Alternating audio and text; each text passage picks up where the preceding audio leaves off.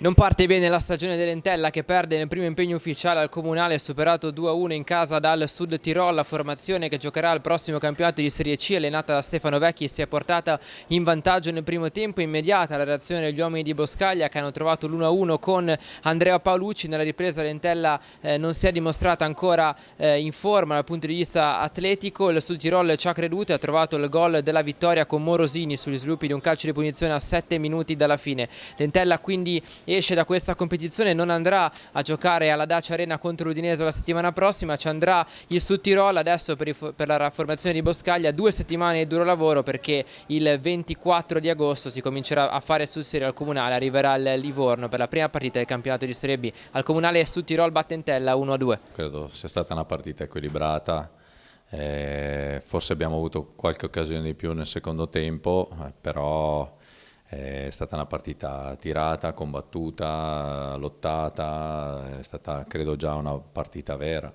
Abbiamo fatto una brutta partita sotto tutti i punti di vista, sul piano del palleggio, dell'intensità, dell'aggressività, dello sfilacciamento, perché non siamo stati compatti, soprattutto nel secondo tempo, mentre nel primo abbiamo tenuto, nel secondo abbiamo faticato. Avete fatto girare la palla bene nel primo tempo, mancato probabilmente un po' di lucidità negli ultimi 30 metri. Ti chiedo se è una componente fisica, psicologica, se c'è ovviamente qualche meccanismo ancora da oliare, come te lo spieghi questo? Ma sicuramente c'è ancora qualche meccanismo da oliare. Oggi per la prima volta giocavamo insieme anche alcuni ragazzi che non avevano mai giocato con noi. Siamo ancora in mezzo alla preparazione, perché comunque anche questa settimana abbiamo lavorato tanto.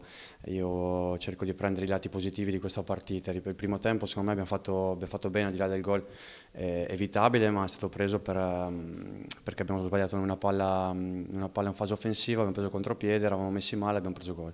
Ci sta in questo periodo della stagione, penso che sia anche normale, quindi lavoriamo sugli errori e cerchiamo di andare avanti sulle cose che oggi hanno funzionato.